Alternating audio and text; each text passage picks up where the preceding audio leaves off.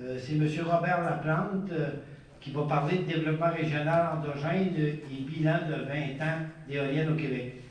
Robert Laplante est sociologue de formation et directeur de la revue souverainiste L'Action nationale depuis 1999 et du magazine Les Cahiers de lecture consacrés à la recension des essais québécois. Il a notamment publié Revoir le cadre stratégique, demandant une révision de la stratégie péquiste et dirige l'Institut de recherche en économie contemporaine, l'IREC, qui vient de publier sous sa direction la privatisation de l'énergie éolienne et la mission d'Hydro-Québec. Monsieur Laplante, à vous la parole.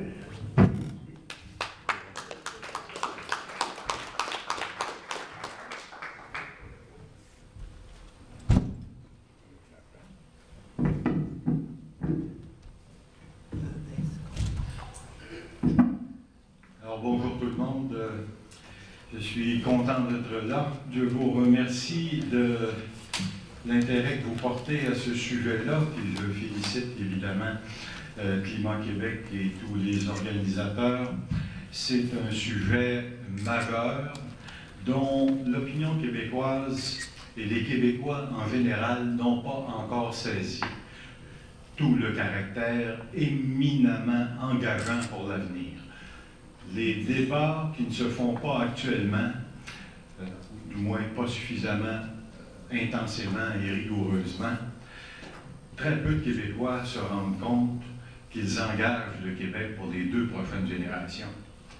C'est pas quelque chose qu'on fait à la légère et je vais essayer de vous montrer un peu un élément du contexte dans lequel on aurait intérêt à scruter tous les recoins de ce qu'on nous annonce comme projet et de ce qu'on nous propose comme vertu. D'abord, on vous l'a montré ce matin, c'est important d'y revenir. L'énergie, c'est une ressource stratégique. C'est une ressource stratégique qui produit une rente, qui produit une richesse qui est non seulement convoitée, mais qui est extrêmement structurante pour le développement des économies, dans la mesure où cette rente-là, cette richesse-là, reposant sur une ressource renouvelable et constante, elle va être régulièrement perçue dans le temps et elle est aussi en lien avec une caractéristique beaucoup des énergies renouvelables, c'est que la clientèle est captive.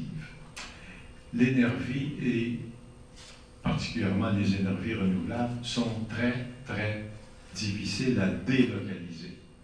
Ça a été le grand avantage du pétrole sur le mode d'utilisation de l'énergie avant, qui était essentiellement sur le solaire et l'éolien.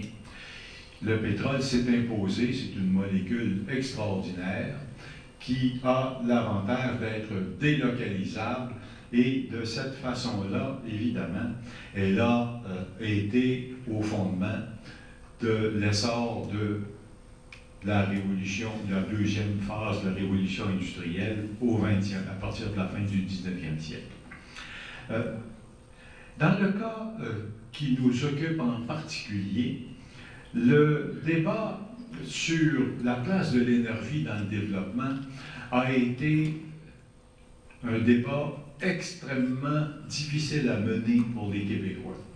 C'est au cours du 19e siècle qu'on va commencer à s'affronter sur ce qu'on appelait à l'époque les pouvoirs d'eau, l'anglicisme qui a longtemps sévi pour décrire le privilège qu'on avait entrepris de céder à ceux qui convoitaient la rente. Parce qu'au début, et probablement que Rio Tinto et Alcoa et Alcan sont des différentes versions de ce privilège du 19e siècle, pour être bien sûr de garder l'emprise sur la rente, on vendait littéralement les rivières et les chutes.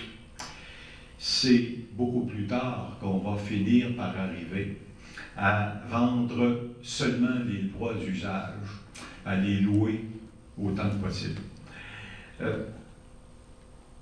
Tout au long du dernier quart du 19e siècle et au début du 20e, on va entreprendre une bataille contre les trusts, qu'on appelle à l'époque, qui sont des puissances financières, qui veulent s'emparer des ressources naturelles. Et dans notre cas, ces deux ressources les plus stratégiques, c'est encore dans une modalité différente, la forêt et l'hydroélectricité. C'est ajouté au fil des ans l'éolien, le solaire et le géothermique sont encore les parents pauvres, mais ce sont aussi des sources renouvelables très peu délocalisables. Et ça, c'est important de bien le considérer parce que les mouvements de capitaux, les mouvements de propriété qui se développent sur les ressources ne tirent leur valeur que par le caractère non délocalisable. Une chute d'eau a de la valeur d'autant plus grande qu'on peut l'exploiter et générer des revenus qu'on ne peut pas déplacer ailleurs. La chute, on ne peut pas la déplacer.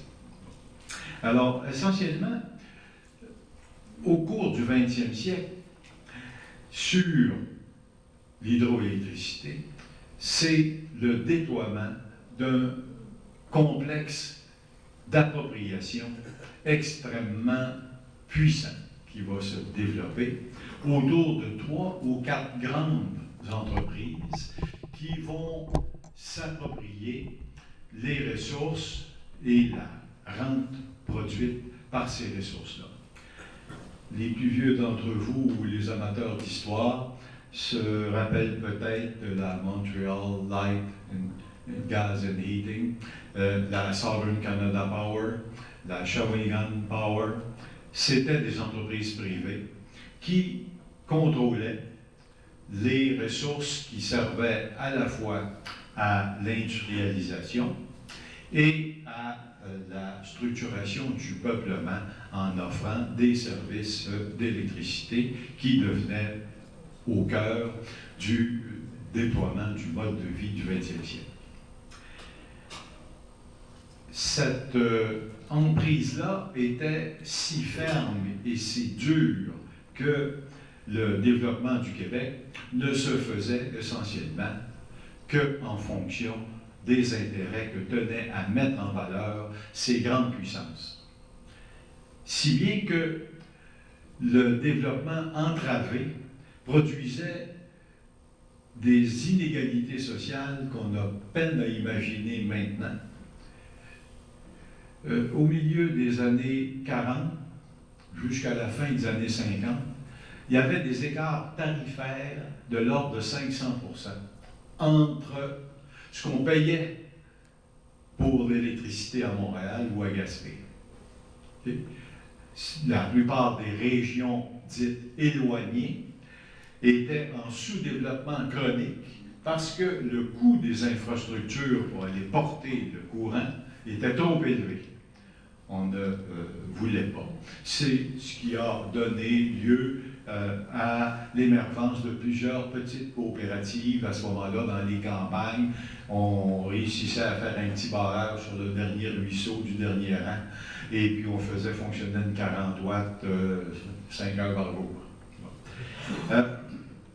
Le développement du Québec était complètement sous la coupe des avances et des entreprises qui contrôlaient l'électricité.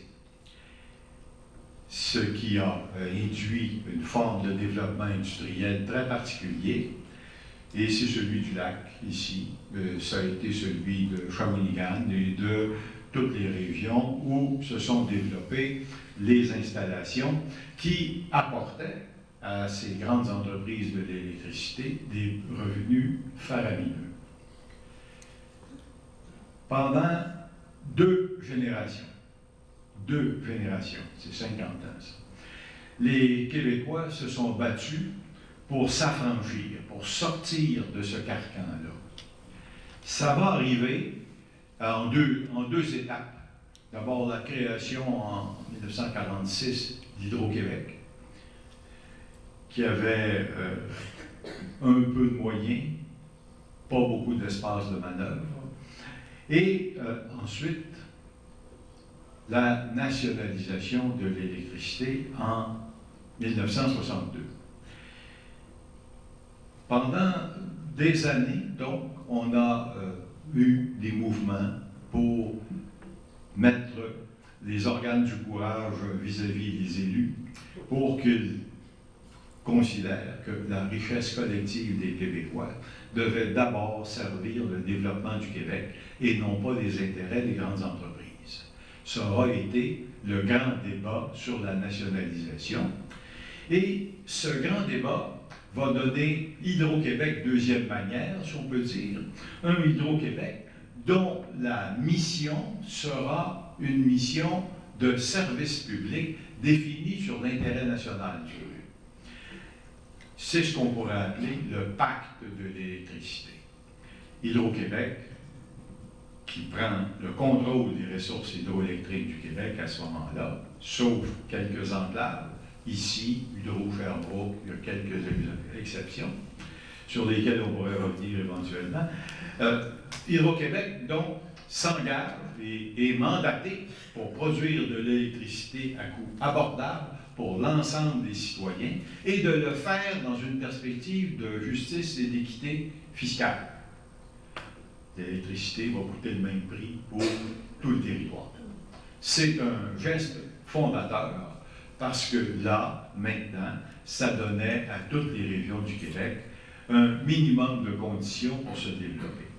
Hydro va faire beaucoup de choses, entreprendre des travaux, mener une politique d'approvisionnement qui va permettre l'émergence de toute une génération de PME, de petites entreprises et moyennes entreprises qui vont devenir des fournisseurs, avec une politique d'achat préférentielle. Aujourd'hui, on pourrait plus faire ça avec les accords de libre-échange, mais à l'époque, pour encourager le développement, on va utiliser la politique d'achat et d'approvisionnement.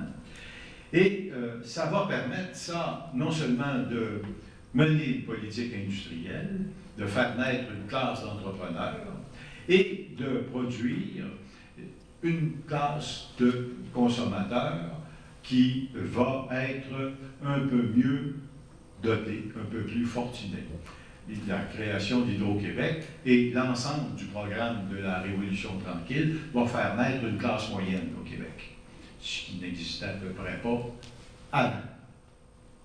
Et ça va contribuer au redressement des inégalités.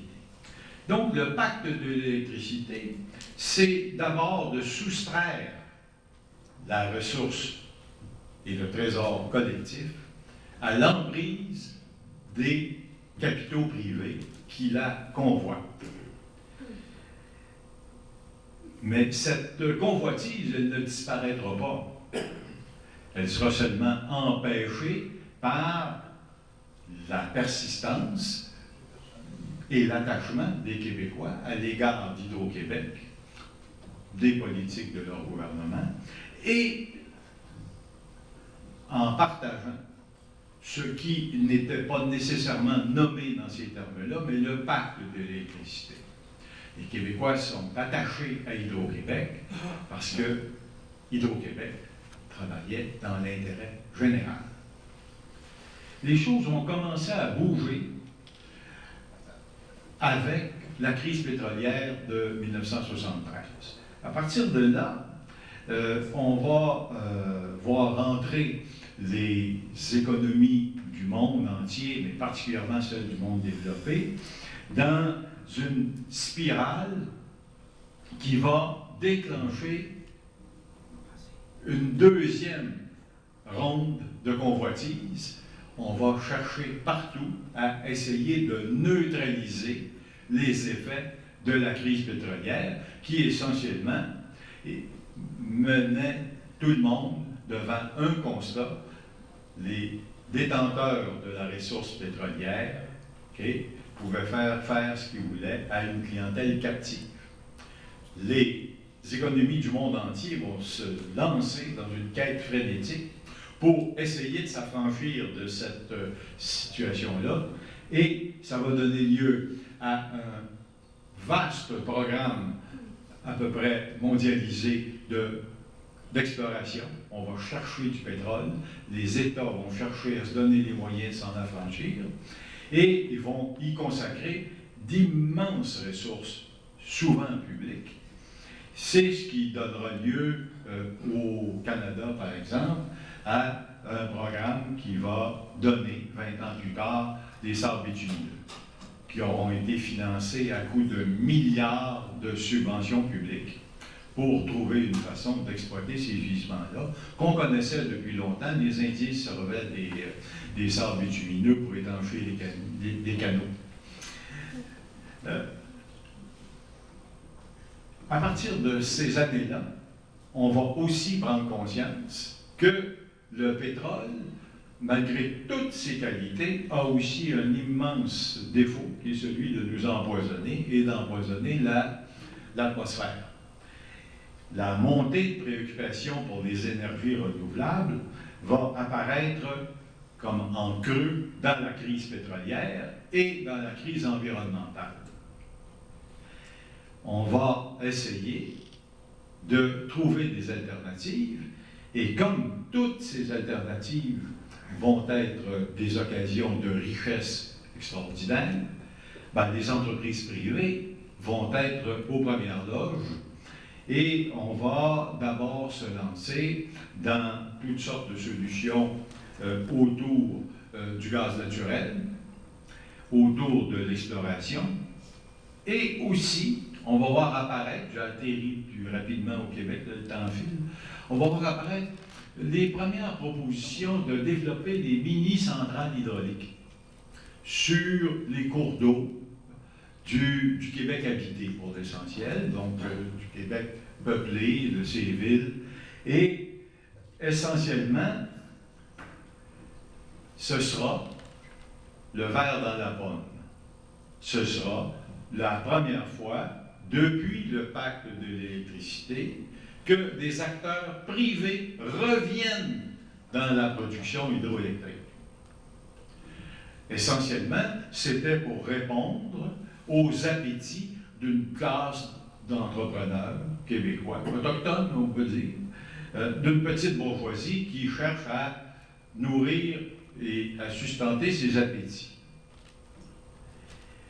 Avec la montée du néolibéralisme à partir des années 80 et avec la conclusion de l'ALENA première manière, la question d'énergie va changer de sens.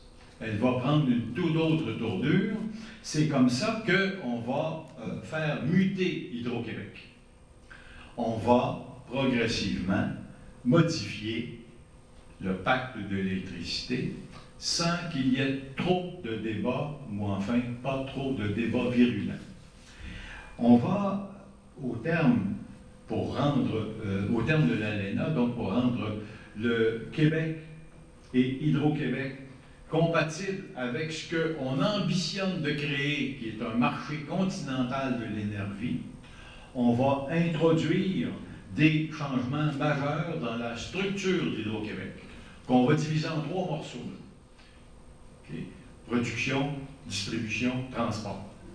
Ces 3 morceaux-là vont être différemment encadrés par la réglementation, et on va, pour ce qui est de la distribution, faire naître la régie de l'énergie qui va contrôler, un tant soit peu, les appétits pour ce qui est de l'établissement du prix.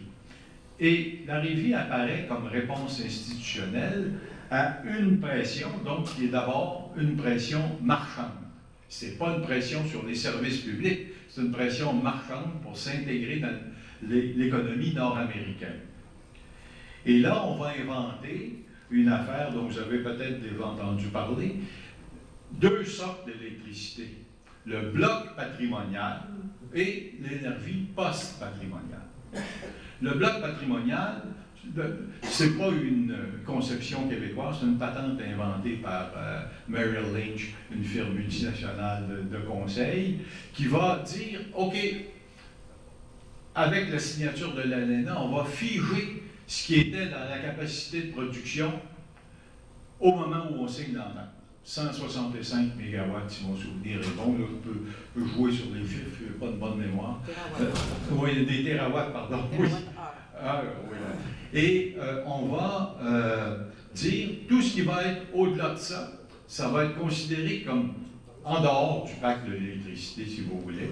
C'est là notre participation au marché nord-américain qui va devenir la règle. Alors, autant pour le développement des capacités productives que pour l'établissement des tarifs et surtout pour rendre Hydro-Québec compétitive sur le marché nord-américain de l'énergie. Hydro va pouvoir exporter des kilowatts, va pouvoir conclure des ententes d'approvisionnement et jouer sur le marché. Et ça va arriver, ça, dans un contexte assez confus, où pendant presque une dizaine d'années, Hydro-Québec va avoir l'air d'un bateau ivre. On va passer d'un discours de surabondance à un discours de pénurie. Si bien que, à moins d'être un spécialiste qui suivait vraiment l'évolution des capacités, le commun des mortels ne savait plus à quel sein se vouer. De temps en temps, on se faisait dire qu'il y avait trop d'énergie, qu'il fallait absolument qu'on en exporte aux États-Unis, parce que sinon l'eau passait par-dessus les barrages, ça serait gaspillé. On est passé ensuite à la spirale de la mort. Rappelez-vous, il y avait un gars là, qui est allé faire carrière chez les Bombardiers, qui nous expliquait que là, les énergies renouvelables, ça menaçait notre capacité. Il fallait vraiment qu'on trouve d'autres solutions. Et là, finalement, rebelote encore, changement de discours, changement à toutes les fois de direction au Hydro-Québec. Et là, on allait tout à coup manquer d'électricité. C'est là où nous sommes maintenant. On va les entendre parler, là, on va manquer d'électricité, on est menacé d'une terrible pénurie. Il va falloir investir 185 milliards, paraît-il, pour faire face à la musique. Mais, essentiellement, dans ce cas-là, c'est une occasion formidable de réhabiliter et d'élargir le rôle du privé dans le développement de ces énergies renouvelables. C'est apparu ici, dans l'éolien.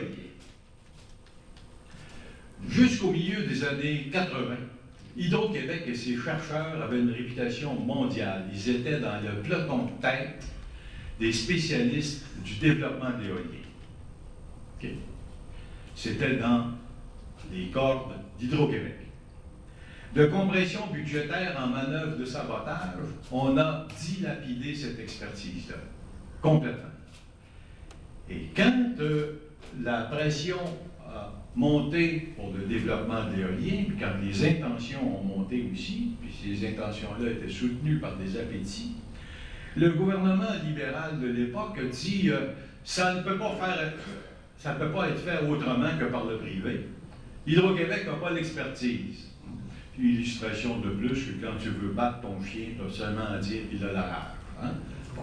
Alors là, on va procéder au déroulement du tapis pour que le privé rentre dans le monopole d'Hydro-Québec, qui, jusque-là, était le seul grand producteur d'énergie renouvelable, dans ce cas-ci, l'électricité.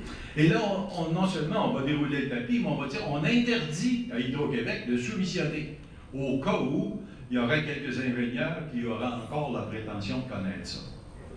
Bon, interdire la capacité de soumissionner.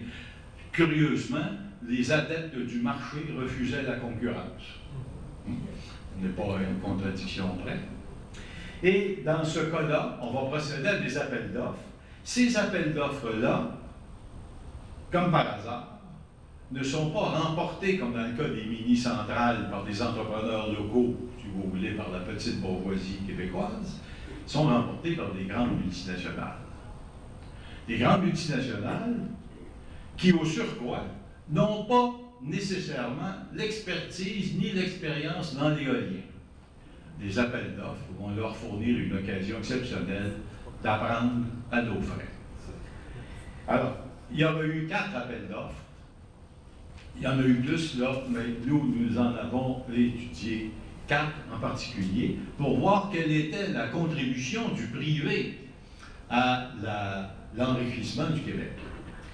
Le gouvernement de l'époque, c'était Jean Charest, je crois qu'il était là, disait qu'on va faire de l'éolien avec le privé, ça va nous aider à développer les régions du Québec.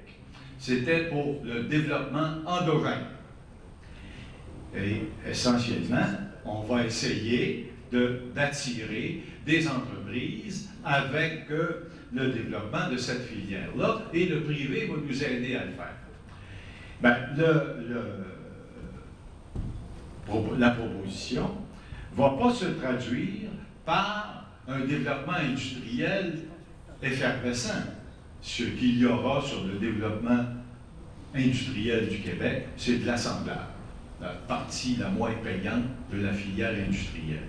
Il n'y aura pas ici d'installation de grands producteurs de turbines, de développement de bureaux d'ingénierie spécialisés dans la fabrication et conception de ces équipements-là. Non, c'est tant mieux pour des soudeurs, mais ce sera que des jobs de soudeurs, de l'assemblage pour l'essentiel.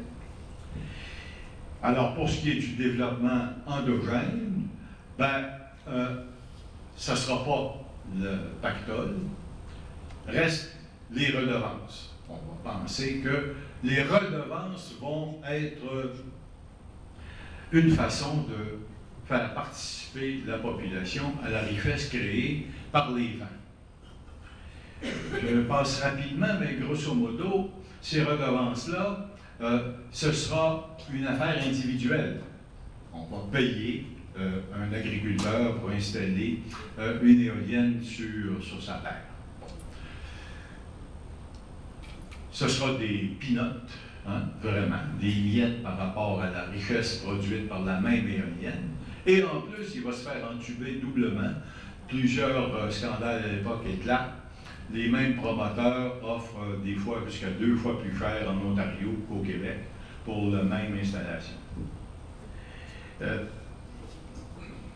Tout ça va quand même être conventionné. Hein? Il va y avoir des contrats entre le gouvernement du Québec, Hydro-Québec et les promoteurs, et il va y avoir aussi, bien sûr, des contrats avec les agriculteurs. En clair, ça va aller très, très, très vite. Sur ces 4 parcs-là qui vont naître avec les appels d'offres, ça va, quand on additionne le tout, ça va constituer des contrats pour une valeur d'à peu près 12 milliards. Et générer des marges de profit qui vont varier et qu'on peut chiffrer là, dans une fourchette entre 900 millions et 1,6 milliard. C'est payant. C'est dans le très payant. Mais pas pour tout le monde. Essentiellement, nous, on a regardé, ça coûtait combien aux Québécois que de dérouler le tapis pour que les entreprises étrangères viennent recueillir la rente énergétique produite par le local, que nous considérons comme une ressource publique. Essentiellement, les contrats vont avoir des retombées non seulement insignifiantes, mais empoisonnées. Insignifiantes parce que ça n'a pas d'effet sur la structuration industrielle, ça n'a que très peu d'effet marginal sur le revenu des agriculteurs et la performance globale du milieu. Mais en plus, ces conventions-là vont être bonifiées. C'est une des contributions de Philippe Couillard. Non seulement on va signer des contrats à un prix très avantageux, plus cher que le coût de revient de l'électricité patrimoniale, mais on va introduire, au fil des ans, 2 clauses. Une première qui dit, ben, comme le vent tourne, puis qu'on ne peut pas l'arrêter, on pourrait toujours décider de débrayer la turbine, mais on va la laisser tourner, puis Hydro aura l'obligation d'acheter le courant produit supplémentaire au-dessus du contrat. Ce qui veut dire que le contrat, c'est un minimum de profit assuré, et s'ils vendent un peu plus, ben, ce sera, comme disait ma grand-mère, du grévé. Hein? Ce sera le surplus. Dans une annexe, il fallait vraiment être un moine pour la trouver dans le mutuel. On va introduire une autre clause qui est celle d'accorder la priorité au poste patrimonial pour l'approvisionnement. Non seulement c'est plus faible, mais on achète au plus faible. Et le poids relatif du bloc patrimonial, il diminue parce que, comme le développement se fait sur le poste patrimonial, ben, le poids relatif de ce que nous avions convenu dans le pacte de l'électricité, on était en train de le limer tranquillement. C'est ce qui s'appelle se faire organiser. Alors, nous avons, et vous pourrez trouver le rapport sur le site de l'IREC, nous avons analysé ces contrats-là à partir d'un cas et regardé attentivement qu'est-ce que ça nous a enlevé comme richesse collective. Parce que, évidemment, les profits, plutôt que d'aller à Hydro-Québec, sont allés à des actionnaires étrangers pour la plupart en plus. On est généreux de notre personne, nous. Alors, on a analysé ces quatre appels d'offres et on peut établir vraiment que, au total, c'est 6,5 milliards qui ont sorti du Québec, ou plutôt du périmètre de ressources publiques du Québec. Alors, le privé, 6,5 milliards, ça c'est de l'argent qui, si on était resté dans le pacte de l'électricité, dans l'esprit de ce pacte-là, serait resté dans le trésor public. Ça, c'est quelques places en garderie, c'est quelques places dans ces FSLD, c'est quelques bonnes écoles bien construites avec des bibliothèques. Hein? 6,5 milliards, là, on peut faire quand même pas mal de choses avec ça. En plus, il y avait un coût caché, parce que l'éolien qui tourne, puis qu'on envoie le jus dans le tuyau, hein, qu'on envoie ça à Hydro-Québec, bien, Hydro doit s'en occuper. Et ça pose un défi d'équilibrage. Je ne suis pas ingénieur, là, je ne rentrerai pas dans ces détails-là, je ne suis pas compétent pour ça, mais avec les gens qui connaissent ça, on a établi que les coûts d'équilibrage, c'est 1 milliard. Autrement dit, ça nous coûte 1 milliard pour permettre au privé de nous vendre de l'électricité. Okay? Donc, il y a un détournement de la rente énergétique au profit du privé, qui a été fait pour des motifs strictement idéologiques, pour cet engouement pour le privé et la privatisation, alors que dans les faits, nous avions tous les instruments pour conserver cette richesse-là produite. C'est maintenant consacré. C'est dans le projet de loi 69, sur lequel je n'aurai pas le temps de rentrer, mais qui consacre et élargit l'espace de privatisation du développement pour au moins les 2 prochaines générations, si bien que c'est des milliards là, que nous nous apprêtons, avec l'adoption de ce projet de loi-là, à laisser sortir de notre trésorerie nationale. Nous avons fait une première simulation avant que le brevet de loi soit déposé. On s'était dit, supposons par exemple que si Hydro-Québec avait développé l'éolien et qu'Hydro-Québec, au nom du développement régional, avait conclu des ententes avec des municipalités désireuses d'avoir des éoliennes, parce que ça, c'est pas nécessairement le cas partout, ben, on aurait pu penser que si le partage égal à 50-50 des profits générés, ben, entre Hydro-Québec et les municipalités, plutôt que de tirer ça aux actionnaires lointains, ben, ça aurait donné une fourchette de... Les scénarios bas, c'est 450 millions qui seraient tombés dans les coffres des municipalités où se trouvent des éoliennes. Le haut de la fourchette, ben, c'est 840. C'est même un peu plus que ça. Mettons 850 millions bruts. C'est énorme. C'est énorme. Ces sommes-là seraient restées dans le périmètre public, auraient changé de ventilation, de distribution. Il n'aurait pas tout été dans les coffres libéraux, mais ils seraient restés au bénéfice du bien commun et au service de l'intérêt général. Alors, dans les débats qui vont venir, il faut séparer la question de la technologie de la question de la production de la rente. On peut avoir des opinions sur l'éolien comme technologie, c'est une chose.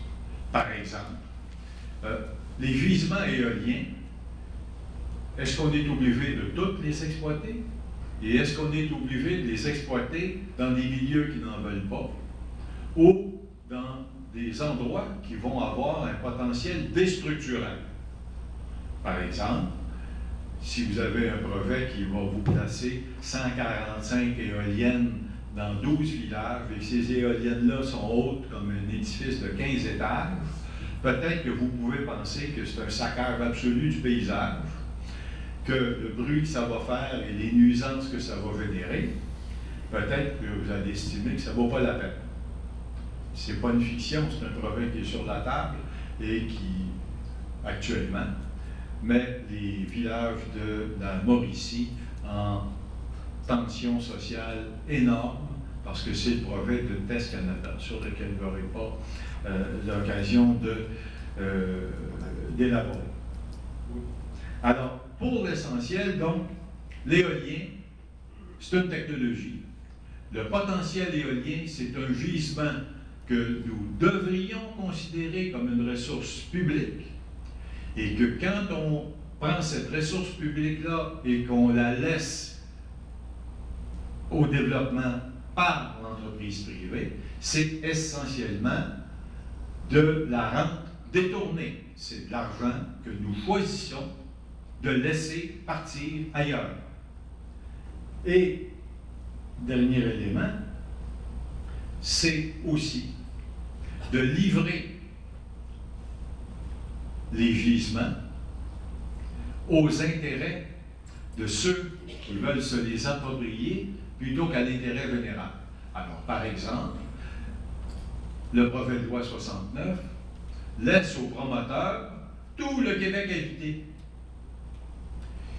Et c'est les promoteurs qui peuvent proposer d'établir des parcs éoliens là où ils veulent, sans optimiser ce potentiel-là. Or, la raison pour laquelle on leur laisse le Québec habité, c'est parce que c'est là où les coûts d'implantation sont les moins élevés. Pourtant, le plus fort potentiel éolien du Québec, il est au nord, le long des grands réservoirs. C'est là qu'il se trouve. Mais là, les coûts d'installation et les coûts de raccordement sont extrêmement élevés, si bien qu'il n'y a pas, pour les promoteurs, d'intérêt à prendre autant de risques pour des rendements qu'ils peuvent atteindre autrement en s'installant dans le Québec habité. Donc, l'éolien, c'est une chose. La privatisation de la rente, c'en est une autre. Alors, il faut bien qu'on comprenne que la discussion se fait dans deux registres différents et que l'éolien développé par Hydro-Québec, c'est une chose qui n'a pas le même sens ni le même poids dans l'intérêt général que l'éolien développé par le privé, qui détourne une part. Il nous demande, et nos gouvernants y consentent, de renoncer à une partie de la richesse. C'est ça qui se situe actuellement dans le débat. Et ce renoncement-là, il est d'autant plus sournois qu'il est abstrait. personne ne va jamais privatiser Hydro-Québec.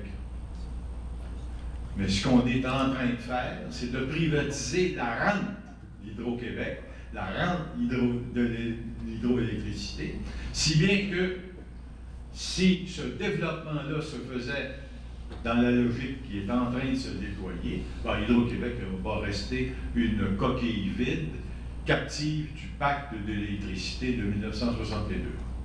Ça ne sera plus l'instrument de développement.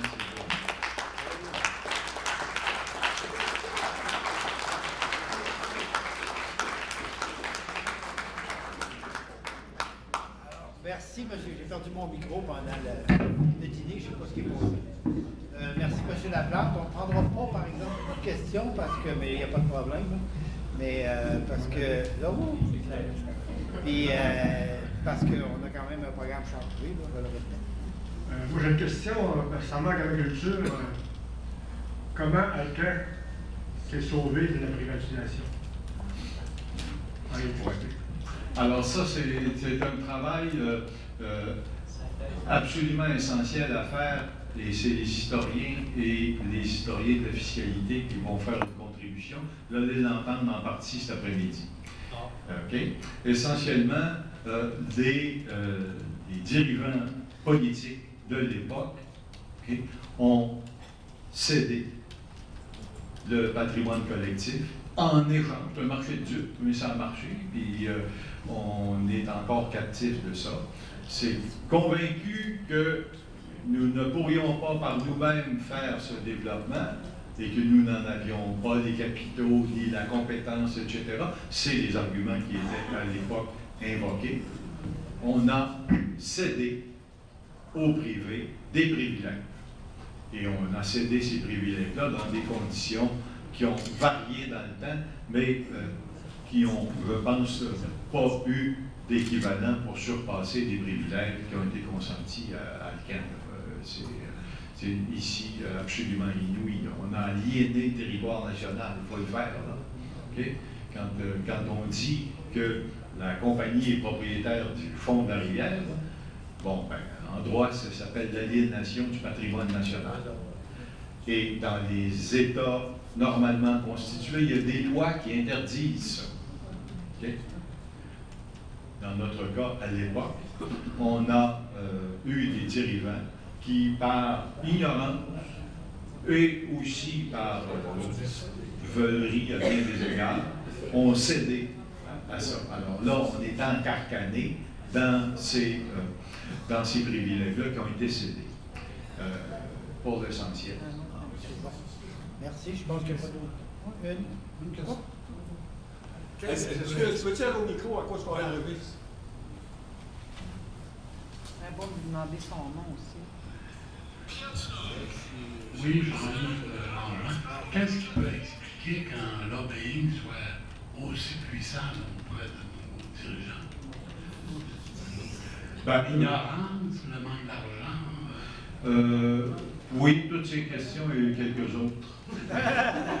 Essentiellement, nous parlons là de relations de pouvoir qui sont appuyées essentiellement sur une lutte d'intérêts. Alors, c'est une richesse extraordinaire. Il ne faut pas s'étonner qu'elle soit convoitée. Et c'est le degré d'intégrité, le degré d'intelligence et de vision à long terme qui font la différence.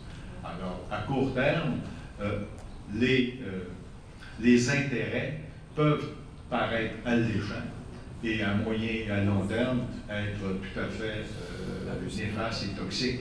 Et dans le cas, si on reprend le cas d'Alcan, ça a été ça. Ça a été ça. À court terme, ça a donné lieu à une impulsion, un essor de développement, mais ce développement-là n'a pas été fait ni dans l'intérêt, ni dans le bénéfice immédiat des détenteurs de cette ressource-là. Okay? Donc, c'est normal, c'est le jeu de toutes les économies que de vouloir contrôler les ressources qui permettent de produire de la richesse.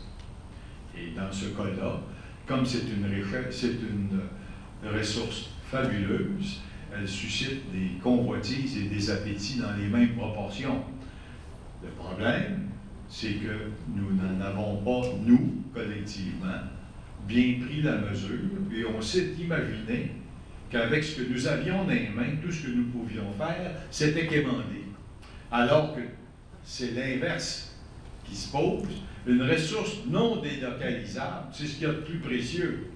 C'est ce qu'il y a de plus précieux. Mais ça marche encore, le chanteur valentois. C'est une richesse de bien commun. Oui, tout à fait. Dernière, hein? Oui. Juste une petite affaire. Votre nom, monsieur? Votre nom? Jacques Benoît, GMOB, Groupe Mobilisation. Je veux savoir, vous dites que ce sont des droits qu'on a cédés. Oui. Donc, à quelque part, c'est genre par des règlements, par des lois ou quelque chose de genre. Tout à fait. On peut en faire d'autres pour revenir là-dessus. On peut défaire une loi. Absolument. Parce que c'est quand même pas constitutionnalisé, là. Non, pas du tout. Donc, on pourrait avoir un gouvernement qui revient sur cette affaire-là et qui dit on change la loi concernant cette chose-là. Oui? Ah, tout à fait. C'est ce qui est sur la table actuellement, le projet de loi 69. Là.